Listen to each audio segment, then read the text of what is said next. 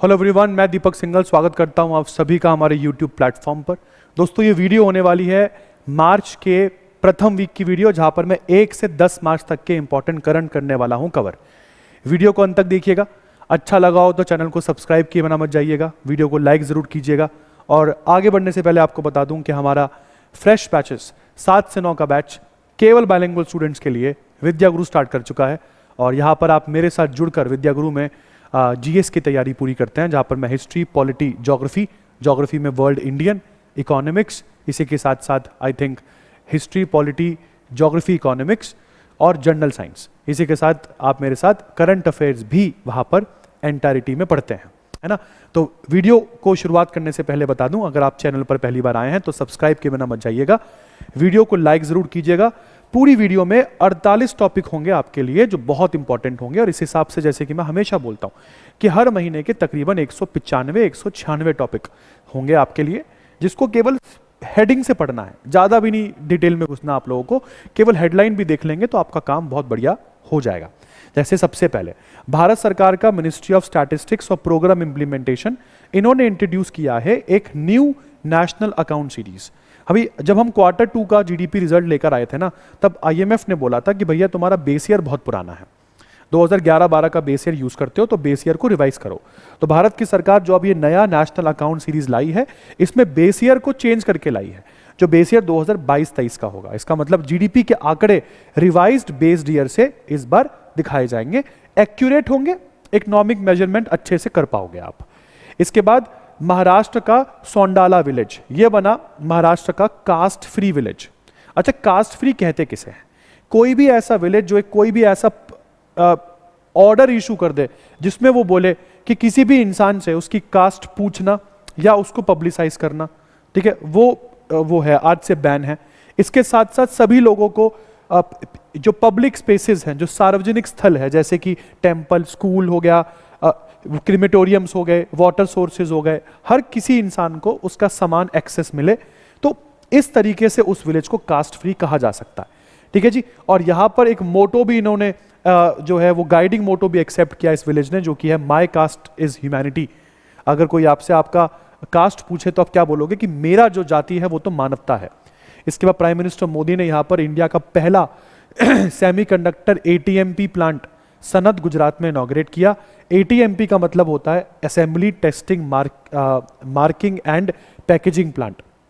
ये प्लांट को micron technology के द्वारा सनद गुजरात में जो है ये बनाया जा रहा है, और ये इंडिया का पहला सेमीकंडक्टर प्लांट जो है ये होने वाला है।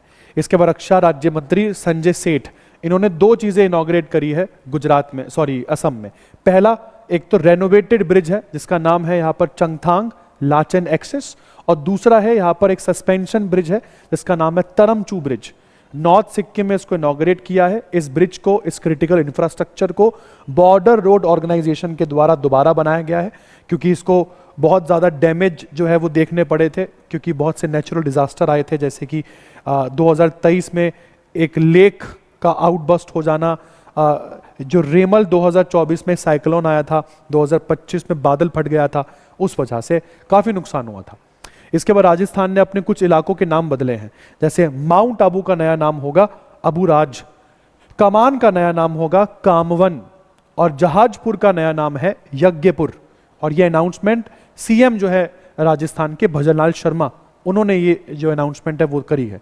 इसके बाद दुनिया की सबसे फेमस जिम्नास्ट, नाम है इनका साइमन बाइल्स। साइमन बाइल्स, आपको बता दूं, इन्होंने लॉरियस एम्बेसडर जो है इनको बना दिया गया है। अगर हम साइमन बाइल्स की बात करें तो लॉरियस स्पोर्ट्स, जिसकी ये एम्बेसडर बनी है, एक बहुत ही अच्छा कार्यक्रम चलाता है, जिस कार्यक्रम में 300 ग्लोबल प्रोजेक्ट चलाए जाते हैं जो तरह तरह की चीज़ों के लिए काम करते हैं। जैसे वो बताते हैं कि कैसे आप खेलकूद का इस्तेमाल करके हिंसा से लड़ सकते हैं, है ना, भेदभाव से लड़ सकते हैं, सामाजिक जो वो अपना असमानता है उससे कैसे आप लोग जो है वो अपना लड़ सकते हैं। तो ये सारी चीज़ें जो है ये साइमन बाइल्स यहाँ पर शोकेस करेंगी, जुड़कर लॉरियस स्पोर्ट्स के साथ। भारत में लॉरियस स्पोर्ट्स के साथ नीरज चोपड़ा और युवराज सिंह जैसे प्लेयर भी जुड़े हुए हैं। इसके बाद दिल्ली की मुख्यमंत्री रेखा गुप्ता जी ने यहाँ पर एक स्कीम अनवील करी है जो है जन सुनवाई। तो सीएम जन सुनवाई पोर्टल और एक मोबाइल एप्लीकेशन यहां पर लॉन्च किया गया है ताकि भारत के नागरिकों के जो भी ग्रीवियांस है उसको पूरी तरीके से, मतलब सीएम जो दिल्ली में रहती हैं, जो दिल्ली के नागरिक हैं या दिल्ली में रहने वाले जो रेसिडेंट्स हैं, उनके किसी भी प्रकार के ग्रीवियांस को रिड्रेस किया जा सके, सिटीजन्स को ज्यादा से ज्यादा एंगेज किया जा सके, ये सब चीजें दिल्ली की मुख्यमंत्री रेखा गुप्ता यहां पर फोकस करेंगी। इसके बाद आगे बढ़ते हैं बेटा। इंडियन आर्मी ने खेलो इंडिया विंटर गेम्स में प्रथम स्थान प्राप्त किया, टोटल मिला के 23 मेडल जीते, जिसमें 9 तो गोल्ड है। दूसरे नंबर पर हिमाचल प्रदेश रहा, टोटल मिला के 14 मेडल जीते, जिसमें 6 गोल्ड है। तीसरे नंबर पर हरियाणा रहा, टोटल मिलाकर 7 मेडल जीते, जिसमें 4 गोल्ड थे। खेलो इंडिया विंटर गेम्स को जम्मू कश्मीर स्पोर्ट्स काउंसिल के द्वारा होस्ट किया गया था और स्पोर्ट्स अथॉरिटी ऑफ इंडिया ने इसको मैनेज किया था।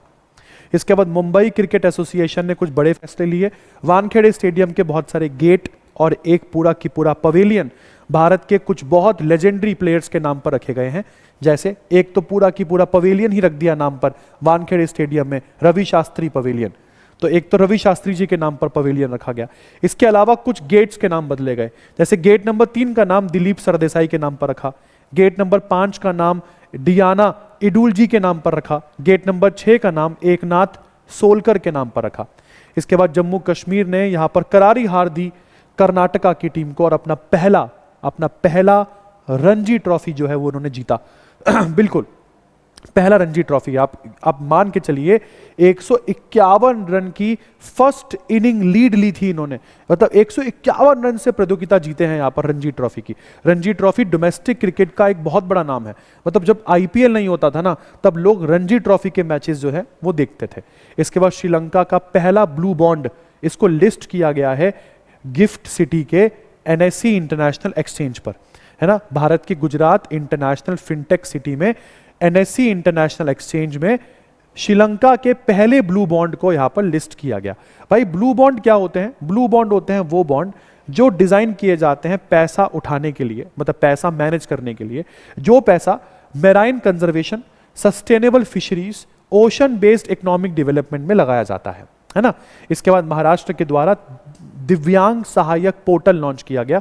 दिव्यांग सहायक पोर्टल जो है वो डिसेबिलिटी वेलफेयर स्कीम्स के लिए जाना जाएगा, मतलब भारत का पहला इंटीग्रेटेड ऑनलाइन प्लेटफॉर्म है जहां पर एक प्लेटफॉर्म पर डिसेबिलिटी वेलफेयर स्कीम्स अवेलेबल रहेंगी। भारत के जितने भी स्पेशल एबल दिव्यांगजन हैं उनके प्रमोशन के लिए भारत की सरकार कौन सी योजना लाती है वो सारी चीजें आपको एक ही पोर्टल पर जो है वो मिलने वाली है ना। खास करके महाराष्ट्र की सरकार इसमें इन्होंने right of persons with disability act 2016 इसको यहां पर मतलब अपना किसी ना किसी तरीके से इंप्लीमेंट करने की कोशिश यहां पर की है।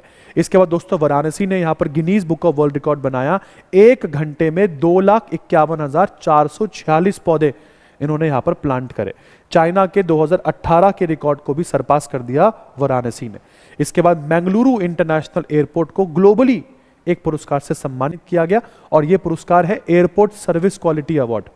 एयरपोर्ट सर्विस क्वालिटी अवार्ड क्यों मिला है इनको? अराइवल्स, मतलब मैंगलुरु एयरपोर्ट के अराइवल्स पर जिस तरीके से सर्विस देते हैं ये लोग, जो सर्विस क्वालिटी देते हैं ये लोग, उस वजह से ये अवार्ड इनको ग्लोबली मिला है। आपको बता दूं दूसरी लगातार बार ये पुरस्कार इनको मिला है, 24-25, है ना। 24 में भी मिला था, अब 25 में भी इनको ये मिला है।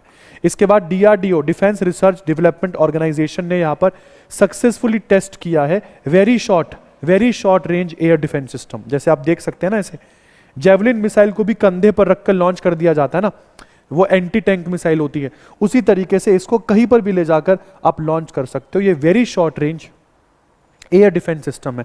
ड्रोन वगैरह को गिराना हो तो इसकी कॉस्टिंग एक तो बहुत ठीक ठाक आती है, ज़्यादा महंगा नहीं होता है, और ड्रोन्स को भी ये जो है वो गिरा सकता है बहुत ही शॉर्ट रेंज पर। जो थ्रेट्स होते हैं ये उसको न्यूट्रलाइज कर सकता है। इसके बाद इंडियन एयरफोर्स ने कंडक्ट किया राजस्थान के पोखरन में एक एक्सरसाइज, नाम है इसका वायु शक्ति 26। ये दिखाने के लिए पाकिस्तान को कि भाई हम पहले से भी कई ज्यादा तैयार है, अगर कल को युद्ध होता है और राजस्थान की डेजर्ट का अगर आप फायदा उठाने की कोशिश करोगे तो वो हम आपको नहीं करने देंगे। इसके बाद इंडियन एयरफोर्स और नेवी ने मिलकर एक ऑपरेशन किया है। कहां पर? एक्सरसाइज का नाम है कलारी लीप, और ये लक्षद्वीप और मिनिकोय के आर्कियोपोलॉजी में जो है इस एक्सरसाइज को यहां पर किया गया है। मिनिकोय और लक्षद्वीप आर्कियोपोलॉजी एक्सरसाइज जो कलारी लीप है उसका बेसिक ऑब्जेक्टिव ये है कि एक जॉइंट ऑपरेशनल प्लानिंग कैसे हो, rapid force projection, precision execution, इन सब चीज़ों को कैसे प्रमोट किया जा सकता है, वो सब चीज़ें। इसके बाद एलिसा हीयले जो है ये अपना क्रिकेट के जगत से पूरी तरीके से इन्होंने रिटायरमेंट ली है। मैडम ने फाइनल ओडीआई में आपको बता दूं मात्र 98 बॉलों में 158 रन जड़े इन्होंने, और इसी के साथ ऑस्ट्रेलिया का score 409 for the loss of 7 wicket पहुंचाया। इंडिया की टीम को इन्होंने 45.1 ओवर में पूरा बोल आउट कर दिया। 185 रन की विक्ट्री इस ओडीआई मैच में ऑस्ट्रेलिया की टीम ने हासिल करी इंडिया की टीम को हराकर। इसके बाद वर्ल्ड वाइल्ड लाइफ डे आप लोग 2-3 मार्च को सेलिब्रेट करते हो।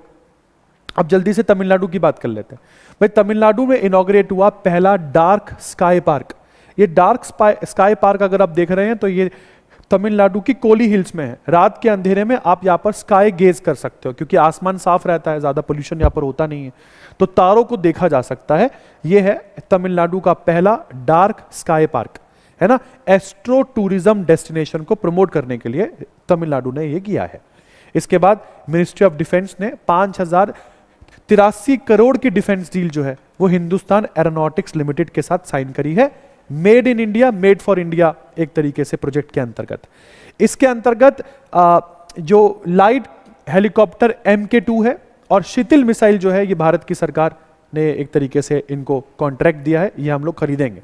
तो एडवांस लाइट हेलीकॉप्टर MK2 और MK3, इसके साथ साथ शितिल मिसाइल्स जो हैं, जो एक surface to air vertical launch missiles हैं, इसको इंडियन नेवी यहां पर प्रोक्योर करेगी। तो इंडियन मिनिस्ट्री ऑफ डिफेंस ने ये ऑर्डर प्लेस किया है। इसके बाद सेपियन लैब्स ने ग्लोबल माइंड हेल्थ 2025 रिपोर्ट दिया और ये बताया कि भारत का जो युवा है जो 18 से 34 साल के बीच में है, इस रिपोर्ट में उनकी माइंड हेल्थ को पढ़ा गया और दुनिया में उनको 60वां पायदान दिया गया। जबकि इस रिपोर्ट ने बोला कि भारत के बुजुर्ग जो 55 या उससे ऊपर है, उनका इस रिपोर्ट में रैंकिंग जो है वो बढ़िया है, 49th है। जबकि दुनिया में जो घाना, नाइजीरिया, केनिया, जिम्बाब्वे जैसे देश हैं, ये 1st, 2nd, 3rd नंबर पर आपको दिखे जब इनके युवाओं की बात करते हैं। हालांकि अगर हम बुजुर्गों की बात करते हैं तो बुजुर्गों में दुनिया के 1, 2, 3 नंबर पर जो देश रहे वो इंडोनेशिया, एल सल्वाडोर, घाना और मैक्सिको रहा। अगर बात कर रहे हैं हम लोग माइंड हेल्थ की, है ना। इसके बाद प्राइम मिनिस्टर नरेंद्र मोदी ने यहाँ पर HPV वैक्सीनेशन प्रोग्राम इनॉग्रेट किया, लॉन्च किया। HPV का मतलब है human papilloma virus vaccination programme, जो 14 साल की बच्चियों को टारगेट करता है भारत के सभी राज्य और यूनियन टेरिटरीज में, ताकि आपको सर्विकल कैंसर जैसी बीमारी जो है वो ना हो। इसके साथ साथ बहुत सारे मेजर प्रोजेक्ट्स भी इनॉग्रेट किए गए राजस्थान, गुजरात में, जो कि मेजर हेल्थ केयर इनिशिएटिव्स बताए जा रहे हैं। इसके बाद आगे बढ़ते हैं। इन्होंने एक किताब भी लॉन्च करी इस उपलक्ष्य में, जो क्वांटम फिजिक्स के नाम से है। क्वांटम फिजिक्स 100 मैजिकल ईयर्स, मतलब 100 मैजिकल ईयर्स, ये किताब यहां पर लॉन्च की गई है। इसके बाद ब्यूरो ऑफ एनर्जी एफिशिएंसी ने मनाया अपना 25वां स्थापना दिवस नई दिल्ली में, 25वां स्थापना दिवस, और यहां पर मनोहर लाल खट्टर जो थे वो भी इसके पूरी सेरेमनी में मौजूद रहे। इसके बाद देवरीगढ़ वाइल्ड लाइफ सेंचुरी जो कि उड़ीसा के संबलपुर में है, यहां पर होगा इंडियन बाइसन फेस्ट का दूसरा एडिशन 8 मार्च को। इस फेस्टिवल को हीराकुड वाइल्ड लाइफ डिवीजन जो है वो ऑर्गेनाइज कर रही है, ताकि इंडियन बाइसन, जिसको गौर कहते हैं, उनके संरक्षण कार्यक्रम को बढ़ाया जा सके। इसके बाद प्रोजेक्ट हनुमान की बात करते हैं। आंध्र प्रदेश में प्रोजेक्ट हनुमान को लॉन्च किया गया आंध्र प्रदेश के डिप्यूटी मुख्यमंत्री पवन कल्याण जी के द्वारा। क्यों? ताकि भारत में और स्पेसिफिकली आंध्र प्रदेश में मानव और जानवरों के बीच में जो कॉन्फ्लिक्ट होते हैं उसको कम से कम किया जा सके, रूरल कम्युनिटी को बचाया जा सके और साथ के साथ जानवरों की सेफ्टी जो है वो सुनिश्चित की जा सके। इसके बाद इंडिया होस्ट कर रहा है 16 अप्रैल से Bharat steel 2026 summit. Bharat steel 2026 summit India में 16 अप्रैल से होगी। दुनिया भर के technology, steel technology leader, mining और ट्रेडिंग सेक्टर के लीडर जो है वो भारत में आएंगे और बात करेंगे कि किस तरीके से स्टील इकोसिस्टम आने वाले कल में बदला जा सकता है। इसके बाद सेंट्रल वेयर हाउसिंग कॉर्पोरेशन ने सेलिब्रेट किया अपना 70वां स्थापना दिवस, और अपने 70वें स्थापना दिवस को सेलिब्रेट करते समय यहां पर आपको यूनियन मिनिस्टर प्रहलाद जोशी और बीएल वर्मा जी जो है वो यहाँ पर आपको दिखे। ये स्थापना दिवस भारत मंडपम नई दिल्ली में जो है ये एक तरीके से होस्ट किया गया। इसके बाद बीपी सिंह बने आपका डिगोना। डिगोना का मतलब है director general of naval armament. अगर हम बीपी सिंह की बात करते हैं तो सर 1994 बैच के Indian naval armament service officer रह चुके हैं, मतलब है। इसके बाद साइंटिस्ट को मिला मतलब इस पूरी दुनिया का, मतलब इस पूरी अर्थ का शायद सबसे पहला जानवर, एक यहां पर पत्थर मिला है जिस पत्थर की उम्र कुछ 541 मिलियन साल जो है वो बताई जा रही है। इस पत्थर में एक स्पॉन्जी मटेरियल इन लोगों को मिला है, एक सॉफ्ट बॉडीड सी स्पॉन्ज मिले हैं। ऐसा लग रहा है कि बहुत ही स्पॉन्जी मटेरियल है और ऑफ कोर्स वो जीवित है। और साइंटिस्ट को लगता है शायद कि कैम्ब्रियन एक्सप्लोजन से पहले ये धरती पर मौजूद थे, ये धरती के ओशंस में मौजूद थे, तो शायद ये धरती के ओशन में रहने वाले वो पहले एनिमल हो सकते हैं। ठीक है जी, ये रिसर्च कुछ साइंटिस्ट के द्वारा कंडक्ट की गई जो अमेरिका की मैसाचुसेट्स इंस्टीट्यूट ऑफ टेक्नोलॉजी से आए थे और इसको पब्लिश किया गया है नेशनल एकेडमी ऑफ साइंसेस के अंदर। इसके बाद अस्मिता विमेन स्पोर्ट्स लीग के स्पेशल एडिशन को नई दिल्ली में अनाउंस किया गया। 8 मार्च 2026 को अंतर्राष्ट्रीय विमेन डे के उपलक्ष्य में इसको अनाउंस किया गया। अस्मिता का मतलब है यहां पर achieving sports milestone by inspiring women through action. Asmita programme में जनरली जो लड़कियां खेलती हैं वो एक विमेन स्पोर्ट्स लीग है जो जनरली 3 एज कैटेगरीज में होती है। पहली है अंडर 13, दूसरी है 13 to 18 और तीसरी जो है वो है 18 ईयर्स एंड अबव। इसके बाद एक्सिस बैंक की बात करते हैं दोस्तों। एक्सिस बैंक बना प्रेफर्ड बैंक ईवी के लिए। क्यों, कौन सी ईवी के लिए? टेस्ला ईवी के लिए। दोस्तों अगर आप भारत में टेस्ला की गाड़ियां खरीदना चाहते हैं तो सबको पता है महंगी तो बहुत है, हाँ मुझे भी पता है, आपको भी पता है। तो यहाँ पर एक्सिस बैंक से जो है वो लोन ले सकते हैं आप। दूसरी सबसे इंपॉर्टेंट चीज, ये लोन जो एक्सिस बैंक आपको देगा टेस्ला की ईवी पर वो 10 साल का लोन मिल रहा है। नॉर्मली गाड़ियों पर 5 साल से ऊपर का लोन जो है वो नहीं मिलता है। इसके बाद इंडिया जो है वो बना दुनिया का दूसरा सबसे ज्यादा चाइल्ड ओबेसिटी से ग्रस्त देश। चाइल्ड, बच्चों के मोटापे से ग्रस्त दुनिया का सबसे बड़ा देश भारत बना है। यूएस को पीछे छोड़ दिया हम लोगों ने। बच्चों में मोटापा भारत में बहुत तेजी से बढ़ता जा रहा है। चाइना के बाद हम लोग दूसरे नंबर पर यहां पर खड़े हैं। मतलब 41 मिलियन भारतीय बच्चों का बीएमआई जो है वो चेक किया गया और बहुत ज्यादा आया, जिसमें से 14 मिलियन बच्चे ऑलरेडी मोटापे से जूझ रहे हैं और कुछ बच्चे जो हैं वो मोटापे की तरफ तेजी से बढ़ रहे हैं। इसके बाद महाराष्ट्र की बात करते हैं। इन्होंने सक्षम स्किल सेंसस लॉन्च किया है जो कि इंडिया का पहला artificial intelligence powered skill survey है। एआई पावर्ड स्किल सर्वे मतलब देखेगा ये कि आप में कितनी योग्यता है, उसके आधार पर आपकी काउंटिंग जो है वो इस सर्वे में होगी। आगे बढ़ते हैं। यहां पर वो यूथ जो 18 से 40 साल के हैं उनको यहां पर जांचा जाएगा। इसके बाद स्कॉटलैंड बना पहला देश, पहला ब्रिटेन का देश या संस्था या ब्रिटेन का पहला आइलैंड कह सकते हो आप, है ना, जिसने लीगलाइज कर दिया है वाटर क्रीमेशन को। पानी की मदद से डेड बॉडीज को जलाया जाएगा यहाँ पर। 1902 के बाद से सबसे बड़ा चेंज हो रहा है स्कॉटलैंड में। ये स्कॉटलैंड जो कि यूनाइटेड किंगडम के अंतर्गत आने वाला ही राष्ट्र है। इनका मानना है कि वाटर क्रीमेशन से एक तो कार्बन एमिशन कम होगा, वातावरण जो है वो बचेगा, संरक्षण की तरफ ध्यान दे रहे हैं ये लोग। वाटर क्रीमेशन को एल्कलाइन हाइड्रोलाइसिस भी कहा जाता है। यहां पर फ्लेम पानी की मदद से क्रिएट की जाती है।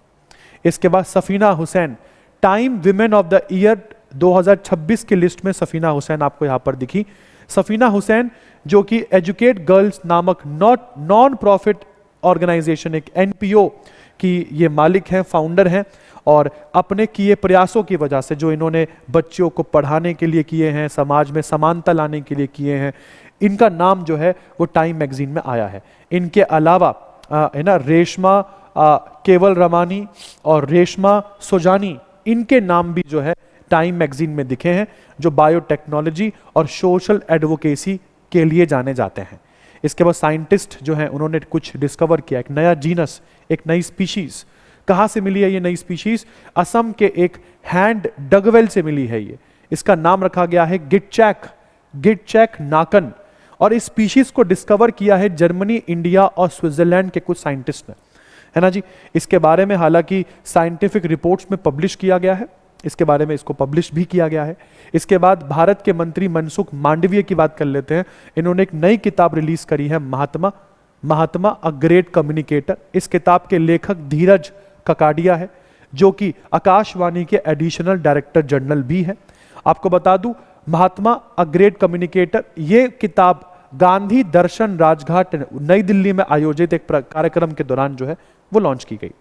इसके बाद स्टेट बैंक ऑफ इंडिया जो है ये भारत का सबसे स्ट्रॉन्गेस्ट बैंक निकल कर आया ब्रांड फाइनेंस बैंकिंग 500 रिपोर्ट 2026 में। तो ब्रांड फाइनेंस बैंकिंग 500 रिपोर्ट में अगर आप देखेंगे एसबीआई को तो आपको नंबर 7वें पर दिखेगा, नंबर 7 पर। नहीं तो BSA bank, JP bank, Vietcom bank, फिर है आपका Kasikorn bank, ICBC bank, Krung Thai bank, State Bank of India इसके बाद 7वें नंबर पर आता है। मतलब भारत का नाम रोशन किया स्टेट बैंक ऑफ इंडिया ने। हालांकि अगर हम बात करते हैं वैल्यूएबल तरीके से तो भारत का सबसे वैल्यूएबल बैंक इस इंडेक्स में जो रहा वो एचडीएफसी बैंक रहा, जो वैसे दुनिया में 31वें स्थान पर आता है। गुजरात की बात कर लेते हैं। गुजरात ने यहां पर हर स्टार्ट 5.0 नाम का मिशन जो है वो लॉन्च किया है, जिससे महिलाओं के द्वारा चलाए जाने वाले स्टार्टअप्स को गुजरात की जो सरकार है, गुजरात के मुख्यमंत्री भूपेंद्र भाई पटेल जो है वो यहां पर बोल रहे हैं कि महिलाओं के द्वारा चलाए जाने वाले स्टार्टअप्स को यहां पर प्रमोट किया जाएगा इस पूरे की पूरे इनिशिएटिव में। इसके बाद आंध्र प्रदेश के द्वारा लॉन्च किया गया एक नया योजना, अगर आपके घर कोई भी दूसरा या तीसरा बच्चा पैदा होता है तो 25,000 रुपए की धनराशि सरकार आपको देगी। अच्छा, ये इनाम के तौर पर आप लोगों को दिया जाएगा। क्यों? क्योंकि आंध्र प्रदेश में फर्टिलिटी रेट भारत के फर्टिलिटी रेट से बहुत कम चल रहा है। पूरे भारत का फर्टिलिटी रेट तकरीबन 2.1 है। फर्टिलिटी रेट का मतलब होता है कि औसतन भारत जो है उसमें एक माँ के कितने बच्चे हैं। आंध्र प्रदेश में तो 1.5 आ गया है ये। तो चंद्रबाबू नायडू के द्वारा इसको लॉन्च किया गया ताकि आंध्र प्रदेश का जो फर्टिलिटी रेट है ना, जो प्रजनन दर है आंध्र प्रदेश का, उसको और बेहतर जो है वो किया जा सके। इसके बाद अदानी ग्रुप बना ऑफिशियल पार्टनर किसका? वर्ल्ड इंजीनियरिंग डे का ऑफिशियल पार्टनर बना अदानी ग्रुप। फिर केरला के द्वारा बेटा मी हेल्थ मोबाइल एप्लीकेशन लॉन्च की गई ताकि केरला के लोग जो है वो पब्लिक हेल्थ केयर सर्विसेज तक उनकी पहुंच जो है वो बढ़ सके। ये मी हेल्थ जो वो मोबाइल एप्लीकेशन ये केरला की है। इसको लॉन्च किया गया है केरला की स्वास्थ्य मंत्री वीना जॉर्ज के द्वारा। इसके बाद कार्बी एंगलोंग जिंजर जो है, जो पहले से ही एक जीआई टैग जिंजर है, इसका पहली बार कंसाइनमेंट एक्सपोर्ट किया गया लंदन को। ये एक्सपोर्ट जो है वो अतुल बोरा जी के उसमें उपस्थिति में किया गया। अतुल बोरा जो कि असम के वो कृषि मंत्री भी है।